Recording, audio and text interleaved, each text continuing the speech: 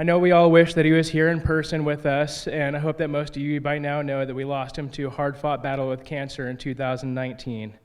That being said, the announcement that he'd be receiving this award of distinction came a couple months before he passed, and I want you all to know how much that this really meant to him. This is a very special thing for him. My dad got bit by the water ski bug when he got his first Wally burr for Christmas, back when his dad, my grandpa, Eddie Sr., gave it to him when he was about 13 years old. Soon after, he met Herb O'Brien, and they became fast friends at an early age. He was one of Herb's first employees during the conception of HO Skis, where he started building ski boots and then grew on to roles of product development, sales, marketing, video production, team management, and the all-around go-to guy for anything a skier might need from one of Herb's companies. Some of my first memories with my dad were going to the water ski camps for the blind down in Oregon, with the Rowan family, and this is my first glimpse of my dad's unrivaled patience and compassion for skiers of all kinds and the enthusiasm for the sport. My water ski journey began at the University of Houston, where I saw a sign on a bulletin board that said, "Female water skiers needed." I attended a tryout at Watergate Marina, where I met Gordon Hall, Paul Risch, and Jerry Bausch. Gosh, they pulled me for years after that. That first day, I only thought I could water ski. They taught me to trick ski and to attempt the slalom course. At the first collegiate tourney I attended, I tried jumping for the first time. With my usual instructions that you get, knees, trees, and freeze. I went at the ramp. It was big and red, so I closed my eyes and went over. It was close, but I fell on my first try. The pickup boat came in to check on me and offer some advice, including, keep your eyes open. The two guys in the pickup boat were Jimmy Thompson and Mike Lee. And with their good coaching, I was able to ride out my third jump. Yes, I was hooked. I soon ran into the people that would become my water ski idols, Ralph and Jeffrey Armstrong and Mary Gail Holcomb. Oh dear. They told me that if you're going to ski in tournaments, you need to do your part to help. That started my journey as a judge and scorer. Jeffrey and Mary Gail reminded me that the goal of an official is to make sure that the rules are followed and to keep the playing field level, allowing each athlete a fair opportunity to perform at the highest level. Was blessed to have one of the best coaches and judges in the boat every day, enough that some of my competitors would come to my place, ski at my house just so my father could treat them on if they skied their pass with him, that they knew they could score it in a tournament. Of course, he was also my best and worst enemy in the boat, because he saw me every day. And you could see my best every day, and when I wasn't on my best, I didn't get it in a tournament. But he was the fairest judge I've had. So I would also like to thank all my sponsors that I've had over the years, and my brothers and sisters that have showed me support today from past teams. Thank you very much. He started skiing in college, and his first tournament was right after he graduated from the University of Florida. There was a tournament at the Bowles High School in Jacksonville on the St. Johns River, and Gene was all fired up to go, made it through the gates, and fell. He didn't know about the big ships coming and going on the river, but anyway, he got the bug then. He met Walter May at that tournament, found out about promotional boats, and for many years he was a Mastercraft promo dealer, whatever they called it. But we would go to every tournament around, and he just embraced the sport, embraced the volunteer, learned to be a judge. Jeff Clark once put on a special trick tournament in Lakeland. I think he called it the turkey trick tournament, I think it was. But anyway, helped Gene get his rating from a regular judge. And then he got into tech control and he worked many, many tournaments.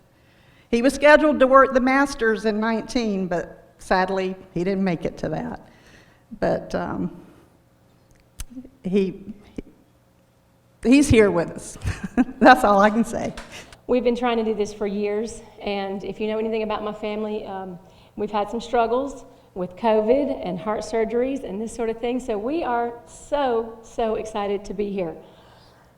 6 years ago, when I announced my retirement from professional water skiing, I did it with a secret motive. I was still at the top of my game, and I love water skiing more than anything else. I love competing. I love all my fellow competitors. You guys made me stronger. I love the sport.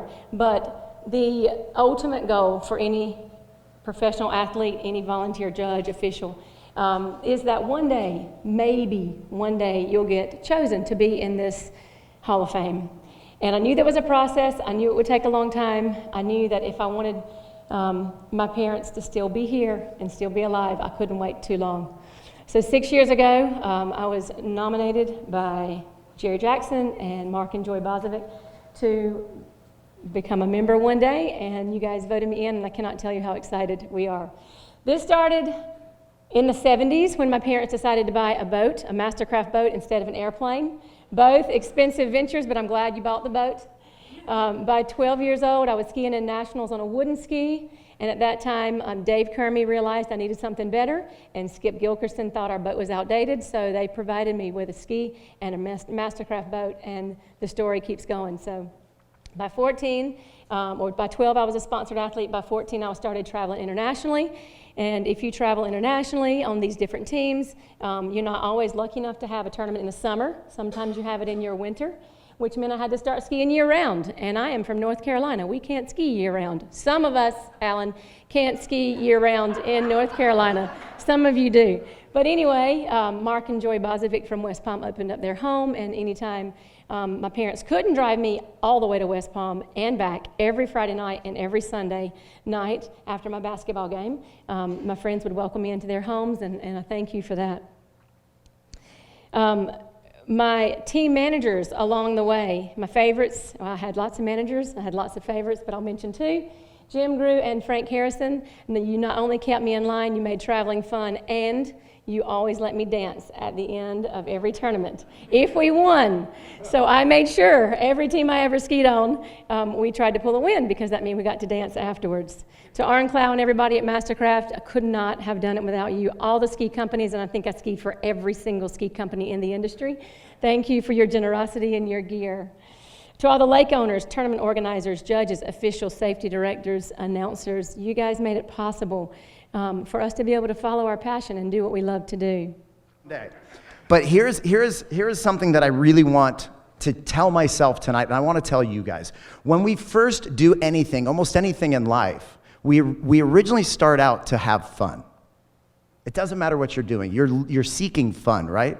And the cool thing about water skiing and wakeboarding and being behind the boat is you can have a great reaction that people give you. You do well, you get a good reaction, you have fun, you have a great reaction. It's this really cool experience. But what happens is we flip-flop the order.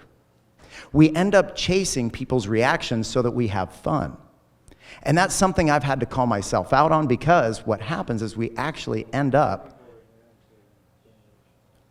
what we end up doing is we actually end up becoming a performer rather than an experiencer. We've been given gifts, we've been given abilities, and I encourage you to enjoy them from the inside out.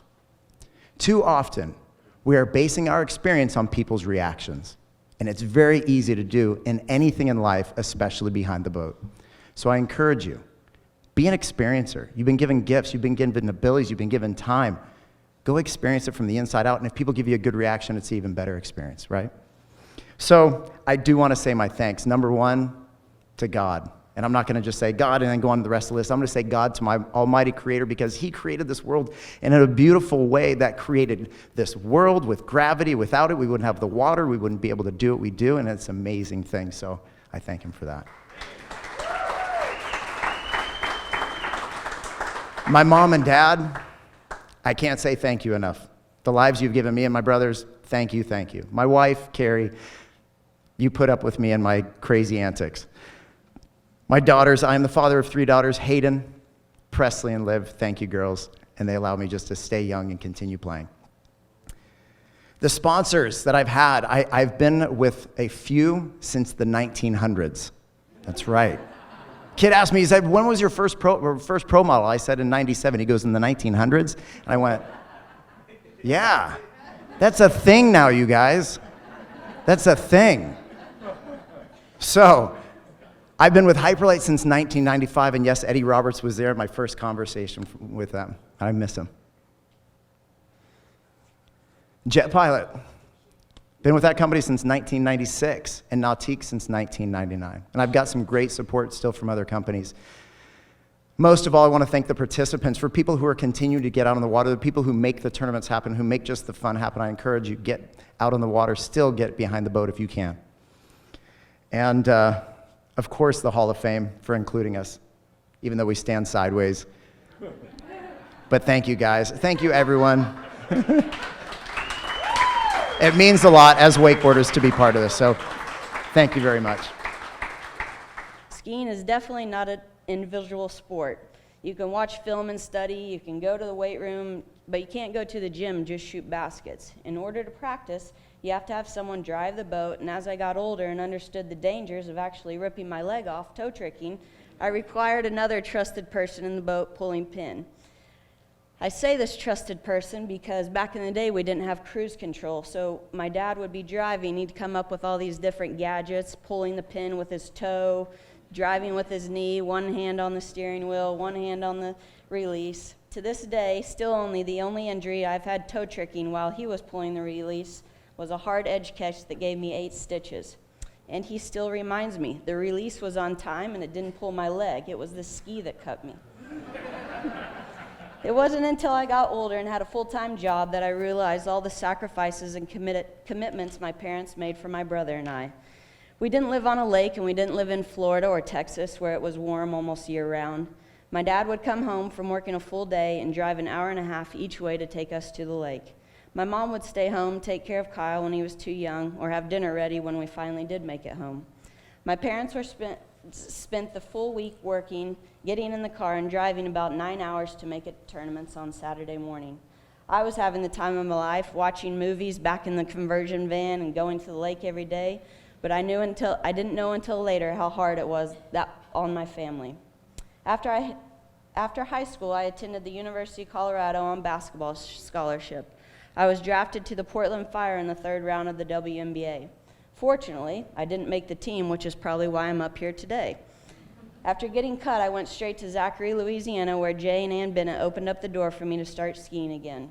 My original skis, ropes, and equipment were too old by that time, so they gave me everything I needed to start again. I spent almost every minute skiing when I wasn't in the boat coaching. It was almost like I had found a new love.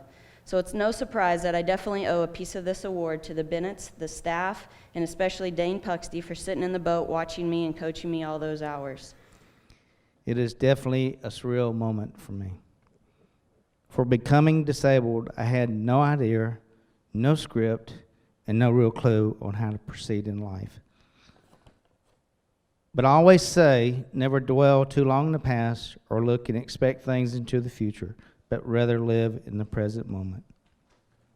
So along this journey, I discovered wheelchair athletics and eventually was introduced to the sport of water skiing by Phil Martin, one of the early pioneers of adaptive water skiing.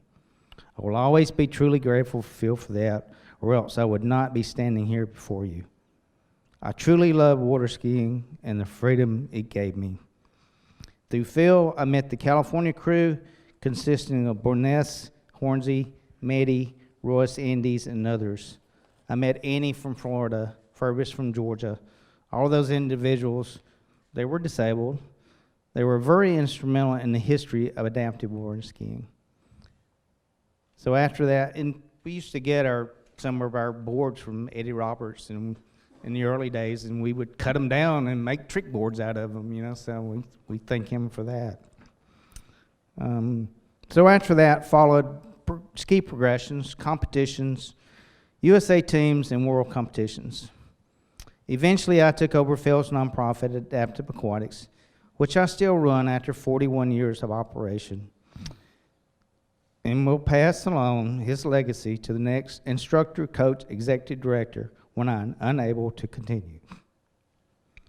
I have participated in various board of director positions in different water ski organizations throughout the years. I will always support water skiing and the people around it. They have always supported me.